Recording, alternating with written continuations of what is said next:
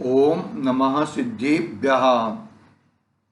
नमो हरिहन्ताणं, नमो सिद्धाणं, नमो आयर्याणं, नमो वज्रायाणं, नमो लोये सव्साहुणम्।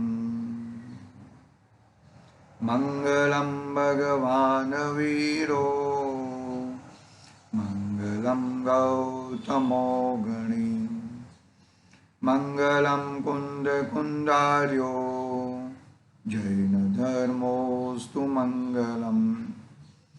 सर्वमंगल्य मंगल्यम सर्वकल्याणकारकम, प्रधानं सर्वधर्माणां जैनं जयतु शासनं, जैनं जयतु शासनं। चेतिले चेतन, चेत्या विना केम चालसी। समाधि तंत्र, अपर नाम समाधि शतक।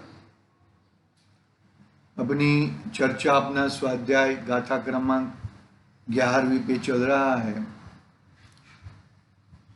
यह जीव अपने आप को बुला, है ना। आज सामयिक पढ़े ना, अपने में है क्या है, सामयिक पाठ में क्या था, जो भूल जाते हैं। कितना भी याद करो तो भी याद नहीं रहता, वो गड़बड़ वाली बात है। ठीक है, कोई प्रॉब्लम नहीं है। देखो, अपनी निधि तो अपने में, बाह्य वस्तु में व्यर्थ प्रयास। जग का सुख तो मृग तृष्णा है, झूठे है उसके पुरुषार्थ। अपनी निधि अपने अंदर है, वो भूल गया है। कौन भूल गया है? कौन भूल गया है? कि मैं स्वयं भूल गया हूं। इस स्वयं की भूल टालने की बात है। दूसरे की भूलों को तुम टाल नहीं सकते हो। सब अपनी अपनी भूल स्वयं खुद टालेंगे भैया। मैं दूसरे की भूल को टाल दूं, दूसरे की भूल को नाश कर दूं, ये व्यवस्था यहां पर नहीं है। अकर्तावाद है ना। जैन दर्शन अकर्तावाद है। ये मैंने किया, ये मैंने की, क्या किया, वो जैन दर्शन का काम नहीं है। जैन दर्शन के सिद्धांत अकर्तावाद को ठहराते हैं। जैन दर्शन का प्राण है। अकर्तावाद रहना वो जैन दर्शन का प्राण है। कहता मैं कर रहा हूं, मुझे करना है, वो बाहर है। और वो बाहर से तेरा कुछ काम होने वाला नहीं है भैया। हाँ, क्या बात हुई? इससे तेरा कुछ कार्य होने वाला नहीं है। तो अपनी निधि को तो भूल गया है और दूसरे की निधि को अपना मान बैठा है। मुझे रसगुल्ला में से स्वाद आएगा, सुख मिलेगा, मुझे बेड में से सुख मिलेगा, बहुत अच्छा बेड रहेगा तो अच्छी नींद आएगी। ये सब कुछ गड़बड़ है भैया। तू अपनी निधि को घुमा रहा है। ये संयोगों में, 5 इंद्रियों में, मन संबंधी अनगढ़त विचारों में तू घुमाता है। मन गढ़त आई ना, मन गढ़त बात आई ना। पढ़ रहा है सामायिक, बरोबर है, बैठा है स्वाध्याय में, हकीकत में वो वहां बैठा है कि नहीं बैठा? पहले हम लोग जो एक क्षेत्रावगा है, मतलब कि स्वाध्याय में हम लोग 10-15 लोग या 25 लोग बैठे हैं, तो हमारा मन, हमारा चित्त आया था ना, शब्द आगे आया था चित्त। तो हमारा चित्त कहां पर लगा हुआ है? आगे आई थिंक सो 7वीं गाथा में या 6ठी-7वीं गाथा में, जो भी है वो देख लेंगे। कहने का भावार्थ, हमारा चित्त कहां पे लगा हुआ है वो देखो पहले तो। हकीकत में हम खरी ईमानदारी पूर्वक हम स्वाध्याय कर रहे हैं तो स्वाध्याय में बैठे कि नहीं बैठे, हम सामायिक पाठ कर रहे हैं तो सामायिक पाठ में बैठ रहे कि नहीं बैठ रहे, हम नवकारशी यानी कि हम जो माड़ा गिनते हैं ना, तो माड़ा गिनते हैं तो हकीकत में हम माड़ा में जो पद बोल रहे हैं वो पद के साथ है कि हम दूसरों के साथ है। आई बात समझ में? मतलब पहले तो ये सब जो चीजें हैं ना, अंदर की, बाहर में कुछ और अंदर में कुछ और, बगल में राम, नहीं, मुंह में राम बगल में छुरी, इस तरह की प्रवृत्ति अपनी चल रही है भैया। इस तरह की प्रवृत्ति चल रही है। एक माता जी थे, दो बहुएं थी साथ में। एक बहू को बोला कि बेटा तू मुझे सामायिक करा दे, और एक बहू को बोला कि तू मुझे भक्तामृत करा दे, और खुद माड़ा गिनने लगी। तो मुझे बताओ कि ये उसके कभी क्या सुनेगी, कभी क्या होएगा। ये तो ठीक है, ये फिर भी ये भी ठीक है थोड़ा बहुत तो, लेकिन ये तो मतलब देखो, मुझे ऐसा नहीं कहना है कि ऐसे विकल्प नहीं आने चाहिए। अभी ऐसे विकल्प आए तो विकल्प को कैसे तोड़ना, वो विकल्पों में अपनापन न लगते हुए वो विकल्पों को कैसे तोड़ना, वो बात करना है मुझे तो। वो विकल्पों को अपना मानता है, वो विकल्पों को तोड़ने का और विकल्प करता है, तो वो बहिरात्मपना में चला जाता है। वो क्या आ जाता है? बहिरात्मपना में चला जाता है। विकल्प आए, एक तो ज्ञान है, तो ज्ञान तो को तो कुछ ना कुछ विषय मिलता ही, विषय देना ही पड़ेगा। तो ज्ञान को यदि जो तूने पर पदार्थ, संयोगों, वो सब विषय दिया है, तो वही तेरे ज्ञान में वही आते रहेंगे। यदि जो तूने ज्ञान में अपने भगवान आत्मा को विषय दिया है, तो वो विषय काम में आएगा। बात समझ में आ रही है कि नहीं आ रही भैया? मतलब वो विकल्प को तोड़ने के लिए, वो विकल्प को भगाने के लिए, अन्य विकल्प करने के लिए पहले सोच तू। पहले ये सब विकल्प करने से पहले तू सोच। तो विकल्प को तोड़ने के लिए विकल्प नहीं, अपना स्वभाव, अपनी चीज, मैं कौन हूं, वहां पे खड़ा करना।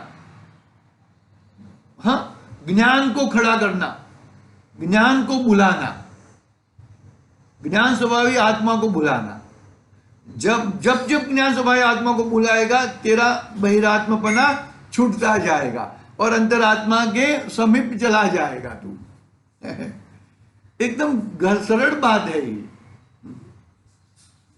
मानो कि हम दिशा चुप हो गए हैं और किलोमीटर का किलोमीटर हम दौड़े और बोले कि मैं घर के नजदीक जा रहा हूं। नहीं भाई, तू घर से और दूर जा रहा है, घर के नजदीक तू जा नहीं रहा है। वो गूगल मैप आता है ना, गूगल मैप के हिसाब से हम एक बार जा रहे थे, तुम भी वहां घूम रहे थे, वहां घूम रहे थे, नजदीक में ही था, 100 मीटर दूर ही था और वहां का वहां घूम रहे थे। मतलब तू पर के आश्रय से, पुद्गल के आश्रय से तू रहेगा तो घूमता रहेगा। बात यहां पर यह कहनी है आचार्य देव को, वही बहिरात्मपना है, वही बहिरात्मपना को त्यागना है। देखो, विकल्प से कोई प्रॉब्लम नहीं है, ना आचार्य देव को ना किसी को। विकल्प आए हैं, लेकिन वो विकल्पों का कर्ता इसने करवाए, वो विकल्पों का कर्ता तुझे छोड़ना है। तूने स्वयं तूने विकल्प किए हैं और वो विकल्प को तोड़ने के लिए तुझे अपना स्वभाव को खड़ा करना है, अपना ज्ञान स्वभावी आत्मा को खड़ा करना है। विकल्प को तोड़ने के लिए और विकल्प करना है। अरे ये अशुभ विकल्प आ गया, अब शुभ करें, अरे ये शुभ और भी अच्छे शुभ करें, अरे ये सब हो गया। अरे एक बार एक भाई साहब ने कह दिया कि मंदिर में मुझे ऐसे विकल्प आ गए। क्या तुम नक्की करके गए थे कि मंदिर में कैसे विकल्प आने चाहिए? अरे मंदिर में भी मैं तो मेरे शुद्ध स्वभावी भगवान आत्मा को ही देखना चाहता हूं।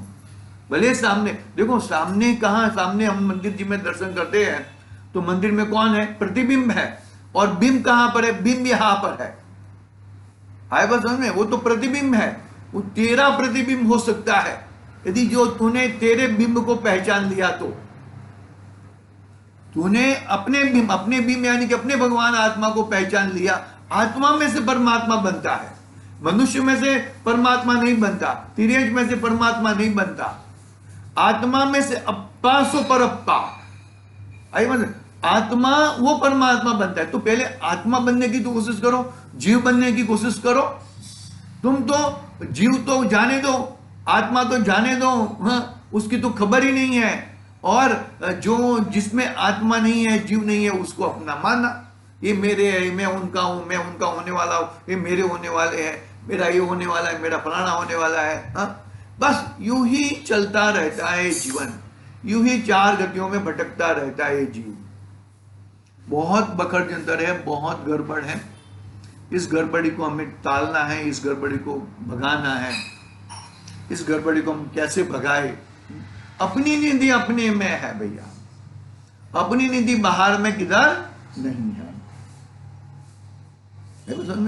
देखो हम हमारी गाथा प्रारंभ करते हैं, टीका डायरेक्ट प्रारंभ करते हैं। देखो टीका में क्या है, यहां पर इस गाथा में क्या बता रहा है? अध्यवसाय से तूने पर पदार्थ को अध्यवसाय कहो, मिथ्यात्व कहो, उल्टी मान्यता कहो, उसी से तूने अपने भगवान आत्मा को तू भूल गया है। दरिया बहुत बड़ा दरिया, समयसार ग्रंथाधिराज का उदाहरण है, बहुत बड़ा दरिया है, बहुत बड़ा, और तेरे सामने 4x4 की चादर आ गई है। तो 4x4 की चादर आ जाने से तुझे पूरा बहुत बड़ा ज्ञान समुद्र, ज्ञानानंद सागर तुझे दिखता नहीं है। 4x4 की चादर में क्या है कि शरीर मेरा है, शरीर के सगा वाले मेरे हैं, ये घर मेरा है, ये चादर मेरी है, ये पलंग मेरा है, हा? मैं ऐसा हूं, मैं वैसा हूं, ये मेरी पत्नी है, मेरे पुत्र है, ये मेरे वो है। वो 4x4 की चादर इतनी ही है, लेकिन इतनी उल्लंघनी बहुत बड़ी कठोर काम है, बहुत बड़ा पुरुषार्थ लगता है। क्योंकि अनादि से वही पुरुषार्थ है ना, अनादि से परद्रव्य में ही अपना पुरुषार्थ मान बैठा है, परद्रव्य को ही अपना मान बैठा है। वही गड़बड़ है, वही अध्यवसाय है, वही मिथ्यात्व है, वही उल्टी मान्यता है। देखो क्या कहा यहां पर, विभ्रम पुरुषों को, टीका पढ़ रहा हूं मैं 11 नंबर की गाथा का, पुरुषों को विभ्रम, पुरुष यानी के आत्मा, पुरुषों को विभ्रम, विभ्रम यानी के गुमा हुआ, उल्टा सुल्टा मानने वाला, पुरुषों को विभ्रम अर्थात विपर्यास मिथ्या ज्ञान वर्तता है। किसको? विभ्रम के कारण, पुरुष को यानी कि आत्मा को। आत्मा को है क्या है? हाँ, आत्मा को क्या कहा? विभ्रम रूप कहा उसने, अध्यवसाय के कारण। क्या हुआ? अध्यवसाय के कारण। हाँ, पुरुष को अर्थात विपर्या से मिथ्या ज्ञान वर्तता है। कैसे पुरुषों को? कि आत्मा से अनजान, आत्म स्वरूप को नहीं जानने वाले पुरुषों को। आत्मा से अनजान, जो आत्मा को जानती नहीं है, अनजान है, और आत्म स्वरूप को नहीं जानने वाले पुरुषों को, आत्मा का स्वरूप नहीं जानने वाले पुरुषों को किस कारण से वह विभ्रम वर्तता है? कि स्व पर के अध्यास से, स्व पर के अध्यास से। कैसे पुरुषों को विभ्रम होता है? वो कल बताया था ना, वो ठूंठा वृक्ष था, उसको भूत मान बैठा था और स्वयं ही डरता था और दूसरे को भी डराता था। तो किसके कारण? पुरुषों को विभ्रम अर्थात विपर्या से मिथ्या ज्ञान वर्तता है। कैसे पुरुषों को? आत्मा से अनजान, आत्म स्वरूप को नहीं जानने वाले पुरुषों को, जो स्वयं को भी नहीं जानते और पर के आत्मा को भी नहीं जानते। ऐसे किस कारण से वह विभ्रम वर्तता है? स्व पर के अध्यास से, स्व पर के अध्यास से। स्व पर का अध्यास यानी कि क्या? स्व को स्व में डालो और पर को पर में डालो। स्व और पर को मिक्स मत करो भैया। क्या कहा? स्व और पर को मिक्स मत करो। किस कारण से वह वर्तता है? स्व पर के अध्यवसाय के कारण। लींबू को लींबू भी नहीं जानता और संतरे को संतरा भी नहीं जानता। उसे लींबू का भी ज्ञान नहीं है और संतरे का भी ज्ञान नहीं है। यदि एक बार कोई बार लींबू को लींबू समझ कर लेके आए तो भी सही मायने में उसका भले लेके आया, भले लींबू को लींबू ही लेके आया, लेकिन उसको लींबू का भी ज्ञान नहीं है। वो होता है, कभी एक्सीडेंटली ऐसा हो जाता है। ज्ञान बरोबर होना चाहिए भाई। ज्ञान स्वभावी आत्मा को खड़ा करो, क्योंकि आत्मा का लक्षण, जीव का लक्षण ज्ञान है। ज्ञान क्यों बनाया लक्षण? क्योंकि ज्ञान ऐसा लक्षण है। लक्षण कैसा होना चाहिए? है ना, तीन दोषों से रहित होना चाहिए। तो ये 3 दोषों से रहित होना चाहिए। तो वो ज्ञान जो लक्षण बताया जीव का, वो कोई भी द्रव्य में ऐसा लक्षण पाया जाता नहीं है। 6 द्रव्य है ना, 6 द्रव्य में कोई भी लक्षण पाया नहीं जाता। 3 दोष कौन से? अव्याप्ति, अतिव्याप्ति और असंभव। तो जीव में ज्ञान ये लक्षण है। वो लक्षण अतिव्याप्ति, अव्याप्ति और असंभव दोष से रहित है। वो भूल जाता है। क्यों भूल जाता है? अध्यवसाय के कारण, उल्टी मान्यता के कारण। देखो, स्व पर के अध्यास मतलब बरोबर पकड़ लेगा। देखो, मैं ज्ञान स्वभावी हूं, यानी कि मैं आत्मा हूं, शरीर मेरे से जुदा है। बोलते हैं ना हम लोग बाल पोथी में कि मैं जीव हूं, मेरे में ज्ञान है, ज्ञान से मैं जानता हूं। बस वही तेरा स्वरूप है। लेकिन तू क्या मानता है कि शरीर और आत्मा एक है, उसमें ज्ञान है, वो ज्ञान से मैं जानता हूं। ये सब उल्टी मान्यता है, अध्यवसाय है तेरा। तुझे शरीर का भी ज्ञान नहीं है और आत्मा का भी ज्ञान नहीं है। इसके लिए तू बहिरात्मपना में अटका है भैया। शरीर का भी ज्ञान और आत्मा का ज्ञान बरोबर तुझे करना चाहिए। देखो क्या कहते हैं, स्वपर के अध्यास से विभ्रम, स्वपर के अध्यास से अध्यवसाय से, अध्यवसाय क्या लिखा है, जरा बोलने में मिस्टेक हुई, माफ करना। स्वपर के अध्यवसाय से स्व की भी खबर नहीं है और पर की भी खबर नहीं है। फिर विभ्रम कहाँ होता है? शरीर के विषय में, शरीर के संबंधी में। ये शरीर ये जीव होएगा कि अजीव होएगा, ये पुद्गल होएगा कि जीव होएगा। ये शरीर यहाँ पे छूट जाता है तो आत्मा भी मर जाता होगा कि क्या? अरे भाई, शरीर भी नहीं मरता, आत्मा भी नहीं मरता। शरीर तो अभी भी स्पर्श रस गंध वर्ण रूप है, और आत्मा निकल जाने के बाद जो खोड़िया बचता है, बारदान बचता है, उसमें भी स्पर्श रस गंध वर्ण है। और उसके जलाने के बाद जो राख होती है, वो राख में भी स्पर्श रस गंध वर्ण है।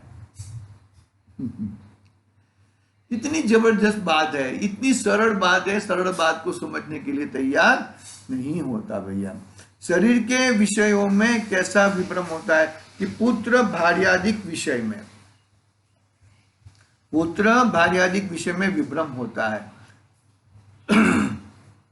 पुत्र, भार्या यानी कि पत्नी, मैं उनका हूं, ये मेरे हैं, मैं उनका होने वाला हूं, ये मेरे होने वाले हैं।